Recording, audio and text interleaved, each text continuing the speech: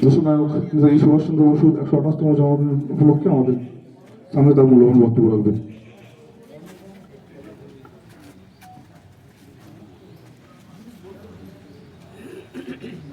সকলকে সুপ্রভাত জানাই। আজকে নেতাজির 128তম জন্মবার্ষিকীতে আমরা সবাই বিবেকানন্দ হোস্টেলে সমবেত হয়েছি। আজকে আমাদের খুব নেতাজির ওরা দুজনেই খুব কাছাকাছি, একে অপরকে অনুপ্রাণিত করছে। অ্যাকচুয়ালি নেতাজি স্বামীজি দ্বারা অনুপ্রাণিত হয়েছিলেন এবং পরে স্যার আশুতোষ মুখার্জির শিষ্যত্ব গ্রহণ করে উনি সারা বিশ্বে আলোড়ন সৃষ্টি করেছিলেন।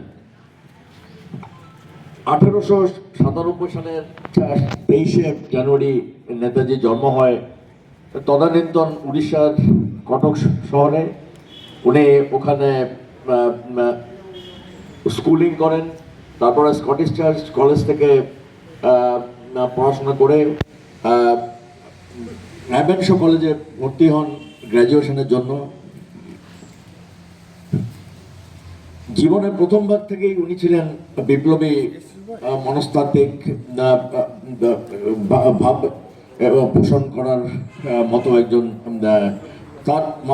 তার মধ্যে ছোটবেলা থেকেই একটা বৈপ্লবিক মনস্তত্ত্ব কাজ করত। স্বামীজির দ্বারা উনি অনুপ্রাণিত হয়েছিলেন। স্বামীজি বলেছিলেন যে সবাই জন্মেই নেতা হয় না, কেউ কারো কারো মাঝে নেতা হওয়ার একটা ভাব লক্ষ্য করা যায় এবং কেউই বর্ন লিডার নয়। নেতাজিও তাই ছিলেন না, কিন্তু আস্তে আস্তে উনি কালটিভেট করেন এবং যেহেতু তার মাঝে একটা মনস্তাত্ত্বিক পরিবর্তন ঘটেছিল স্যার আশুতোষ মুখার্জির সান্নিধ্যে এসে, যিনি নেতাজিকে প্রেসিডেন্সি কলেজে ভর্তি হতে সাহায্য করেন, কারণ রেভেনশা কলেজে উনি একজন ইংরেজ অধ্যাপককে বোধহয় চড় মেরেছিলেন ভারতীয়দের সম্বন্ধে কটূক্তি করার জন্য। তার জন্য তাকে বহিষ্কার করা হয়। নেতাজি প্রেসিডেন্সি থেকে চলে যান বিলেতে, সেখানে পড়াশোনা করেন এবং উনি একমাত্র ভারতীয় যিনি ইন্ডিয়ান সিভিল সার্ভিস, তৎকালীন ইন্ডিয়ান সিভিল সার্ভিস যে সব থেকে কঠিন পরীক্ষা ছিল, তাতে 4র্থ স্থান লাভ করে উনি সিভিল সার্ভিসে উত্তীর্ণ হন। কিন্তু কোনো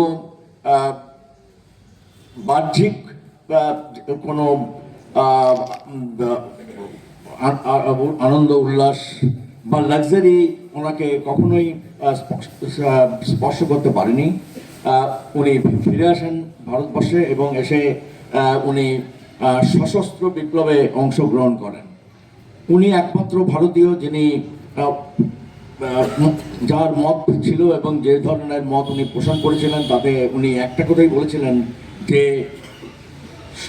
সশস্ত্র সংগ্রাম না করলে স্বাধীনতা অর্জন করা যায় না এবং যাবে না।